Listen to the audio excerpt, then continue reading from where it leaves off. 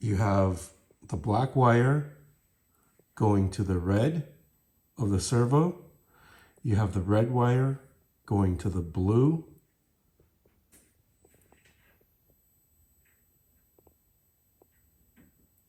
You have the green wire going to the, in this orientation, the potentiometer is the yellow, which is the most left connection.